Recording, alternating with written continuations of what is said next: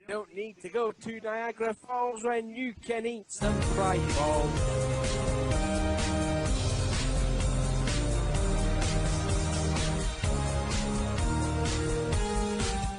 What's going on, NASCAR diecast collectors and diecast reviewers on YouTube? This is Original Big Bri here, and today I'm going to bring you guys with another new episode of the NASCAR Diecast News, hosted by me, Brian LaFleur Jr. As always, guys, I'm bringing you all your weekly NASCAR Diecast news throughout each and every month to the very end of the 2016 NASCAR Diecast season.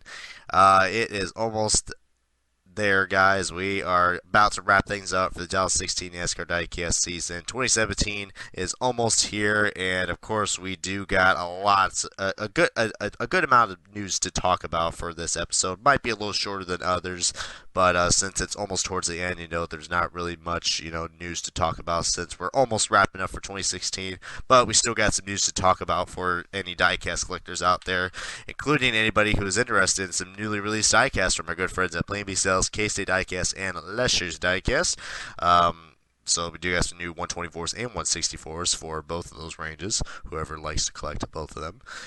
We also got some new pre-orders for this year and also the next year as well. So we're getting a lot more 2017 pre-orders, and we'll be showcasing those very shortly. And of course, we also got to have some cancellations with this new episode because some cars can make it in the pre-order list and they'll be made, and some other times they will not get made, and this is why we have cancellations. So yeah, not every diecast gets produced, and if you guys do want to find out what cancellations will be here, feel free to tune in on this episode as the NASCAR Diecast news starts right now. But before we do that, guys, we're going to take a look back at last week's episode of the NASCAR Diecast news, rounding off with the best-selling diecast from NASCAR Diecast News 158.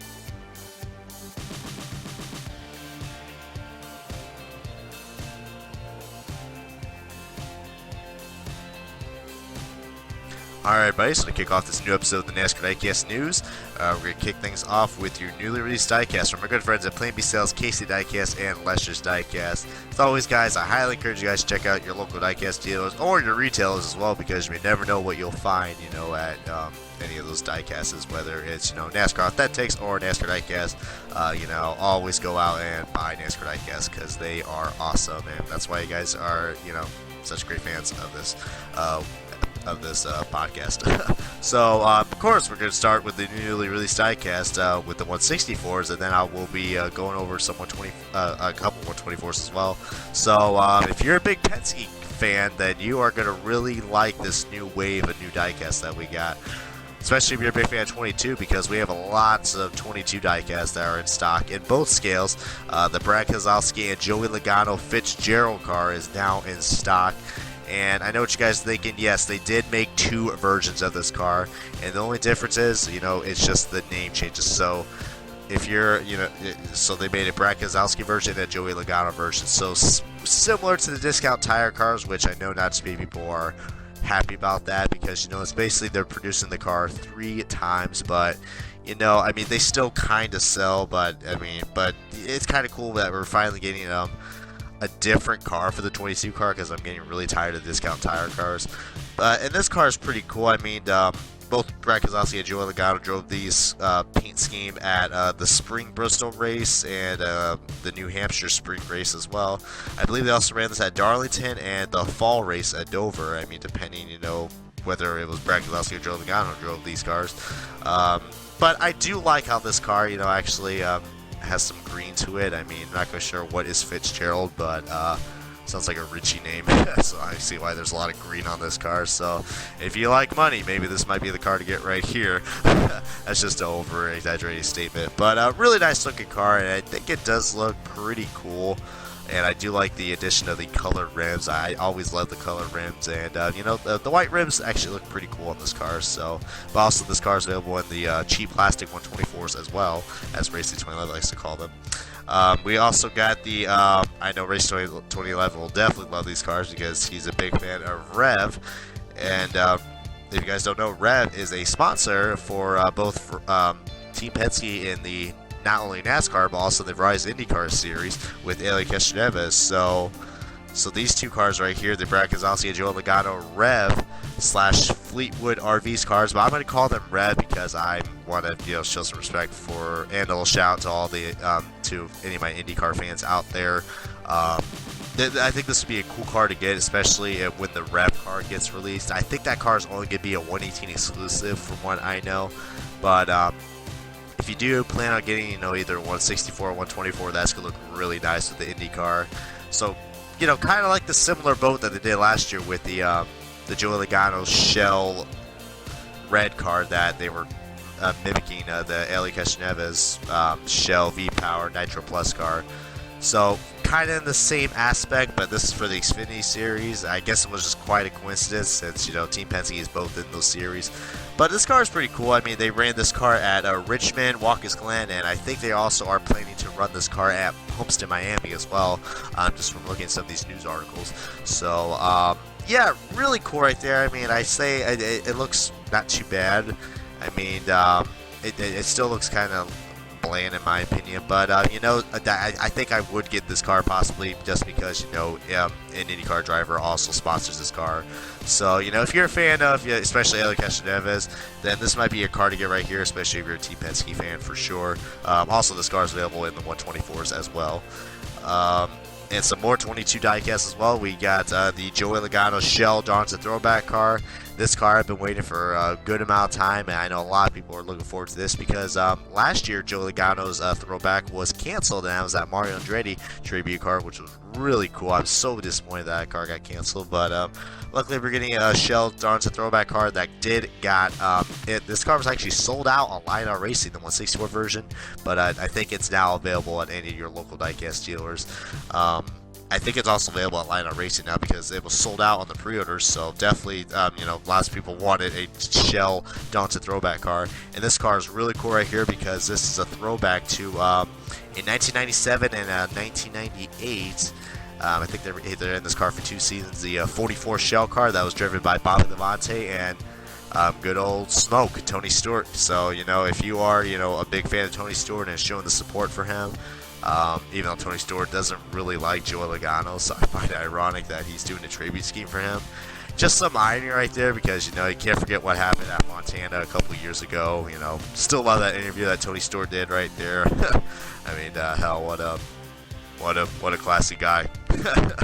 But regardless of not, you know, whether you hate him or like it, this is a really nice Darn's a Throwback car. I think it's up there as one of my top 5 favorites for sure. Team Penske always has some really cool throwbacks, and I think they really nailed the park for this one, absolutely. And I'm glad to see that this car was also in the EL mold as well, so another reason why you should get this car for sure, absolutely. And that wraps up on the 164, guys. So we're going to talk briefly about a 124, and it's the 124 exclusive car because this car was canceled in the 164 scale, the Alex Bowman Benoit Constructions car. So if you guys do remember, a couple episodes ago, this car was canceled in, like I just said, the 164 scale. So, you know, if you are a big Alex Bowman fan, then this would be a car to get right here, especially if you're really starting to grow on him, you know, driving the 88 after a really good dominant performance he had at Kansas. really hoping the best of luck for Bowman. Hopefully, he can, with this recognition he's getting, I'm sure he's gonna hopefully, Hendrick will probably recognize them, depending or not if Dale Jr. is ever going to return in racing, especially next year. But really cool to see some young guys out there, taking advantage of a driver like Dale Earnhardt Jr. and showing its support. So really cool right there. And I mean, even though this is the Xfinity car, it still is pretty cool that we actually got an Alex Bowman car produced besides the Advanced Auto Parts cars. So that's really cool. And speaking of Alex Bowman, guys, we do got to talk about him and the new pre-order that we got in stock for him. And this one is kind of weird because Lionel did confirm that, with the whole situation with Dale Earnhardt Jr., that they, due to his respect, they were not going to sell or, produce any diecast. And produce any diecast, representing, the replacement driver. So that's why there's not a Jeff Gordon car being produced, because honestly, they would make a lot of money if they do that. But to pay respects, it did that. But this car is pretty interesting. The Mount Dew Talladega car that is literally, by the time I upload this video, you guys will probably see this car on TV by the time I upload this video, which is racing this weekend at Talladega. I want to say the Dale Jr. Talladega car, but how Lionel has this car listed, it's the Alex Bowman Mount Dew Talladega car, which is pretty interesting, but a little concerning because let's just say if you want to get this car autographed, if this car does make MOQ, which I think it will be, would you get Dale Jr.'s autograph on this or Alex Bowman's? I mean, that's just kind of like on the little weird side right there. And also, like with the box, like what they gonna do? Are they gonna put, Dale Jr. on the box or Alex Bowman?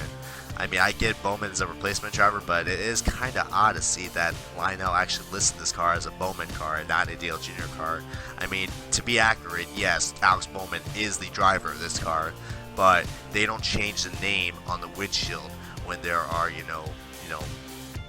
substitute drivers. I mean, that's kind of what's happened, the past few times. I mean, it happened a couple times with, Vickers in the 14 for Tony Stewart and, many other guys. So, I don't know. I think that's just a kind of a weird occurrence, but regardless not, this is a really nice looking car. I mean, I do like the paint scheme on this. I do like the addition of the camouflage on this car. It looks pretty cool. It's a nice different vibe especially for a Mountain Dew car. You wouldn't really see camouflage on a Mountain Dew car, but really cool that they're doing that, and it's a nice looking car, and I'm looking forward to see if this car is going to make MOQ. Yeah, guys, and we're also got lots of new 2017 pre-orders. 2017 diecast season literally starting here. I mean, we had some new pre-orders just starting last week, and we do got a lot more, guys. So feel free to check out. And if you guys do want to see these cars and get early access to them, feel free to pre-order them at your local diecast dealers, or I highly encourage you guys to pre-order these 2017 diecast at Plan B Sales and or Lionel Racing. Those are the two warehouses that you will probably get the best of luck, especially if you want to get first early access to the 2017 diecast, which should be hitting stores somewhere around February and March. Probably February, and then the next batch will be shipped in March for sure. Who knows, maybe we'll get lucky and we'll get it in January. So you just got to pre-order, guys, because who knows, we will see 2017 diecast come around the corner very shortly, and I'm so looking forward to that. Now we are going to move on to the cancellations, which will be our final topic for today. And we do got some cancellations to show you guys that are pretty interesting. So the first one up is the Austin Dillon, oh boy, pumpkin spice Cheerios. First of all, don't get me started on all this pumpkin spice craze. So canceled in both scales. Well, I mean, this is a nice looking car, but also is kind of a fail because this car did not have the chase renders on it, and from what I know, Austin Dillon was a chase contender because he did drove this car at the first 2 rounds. I know he drove this car at Chicago. Maybe he drove it at New Hampshire as well, from what I know, but I'm definitely sure that he ran this car at Chicago with the chase contingencies because he is still a current chase driver. I mean, depending or not, by the time I upload this video, whether what the status quo is for Austin Dillon, because right now he is at the bottom 4 right now. By the time I upload this videos. But if you want to be nitpicky and accurate, then yeah, this car is kind of inaccurate. But also the whole pumpkin spice craze thing, I don't get it, what's going on with that. I'm sure lots of people didn't get it as well. And Austin Dillon diecast, they're kind of icky sometimes. with the pre-orders, so I think this car probably didn't get that much recognition. I mean, surprisingly, because it's Pumpkin Spice, you would think, oh, it's Pumpkin Spice, it's going to get lots of pre-orders because everyone freaking loves Pumpkin Spice. Well, I wouldn't say, you know, not everybody, especially in NASCAR. But, you know, I mean, if you were looking forward to this Pumpkin Spice Cheerios car, I mean, sorry to say it. I mean, it is a nice looking car, but just I don't get the point of this Pumpkin Spice craze. And plus, that would have been a very interesting review for Race Day 2011 because I know how much he loves the Pumpkin Spice craze as much as I do. So, but yeah, that would have been a cool review to see. But you know, who knows? Maybe we can always wait until next time, next fall, for the Pumpkin Spice card to make a return. So, because like it always does. But yeah, very disappointed this card. Yeah, got canceled in both scales. I'm sure a lot of Austin fans are not too happy about that. Next one up is the Landing Castle Rumble Furniture Johnson throwback card. Yes, another Johnson throwback card. Canceled in both scales. Sorry about that. I was choking on there for a second.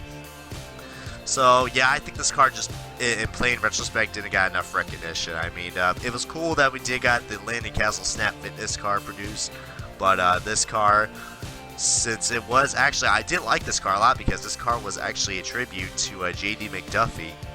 So I really liked that a lot. I thought that car was going to get produced, but probably not enough recognition because I think they literally just got this car on pre-order like a week after the Johnson throwback race. From what I know of, I know it was a late pre-order, which kind of is a fail. I mean, if this car was on pre-order like a couple weeks before the race, I think this would have got enough recognition. But due to that, very unfortunate seeing this car canceled, especially in both scales. So we're gonna miss an opportunity right there. And the final car for this cancellations is yet another Martin Truex Jr. car, a Martin Truex Jr. race win diecast, his Dover Chase race win diecast, canceled in the Elite version, so not really too much of a big loss right there. It's still available in the 124 standard version, but however, with the Elite versions, like I've said in the past few episodes, they have a lot more details in them, so you are losing a lot more detail, but then again, you are saving yourself a lot of money because these cars, the Elite diecasts, are very, very, very, very expensive. They're, you know, way more than $70. I think they're probably almost like twice as more what you pay for the original standard ARC version. So do see why the Elite version did got canceled, but not to worry, guys. The 124 standard version is still available, so hold on tight, Martin Truex Jr. fans. You are safe for now. But that's going to wrap up for the cancellations, guys. And that might also wrap up for the NASCAR Diecast News. I hope you guys enjoyed this video. As always, guys, please give this video a good comment, like. If you guys haven't already, I highly encourage you guys to subscribe to my channel. I make weekly NASCAR Diecast News videos, NASCAR Diecast countdowns, and, you know, any more NASCAR Diecast stuff to come. But until then, guys, this is the original Big Bryce signing off. And until next time for the NASCAR Diecast News, we will see you on the next episode. Have a good day and enjoy Talladega.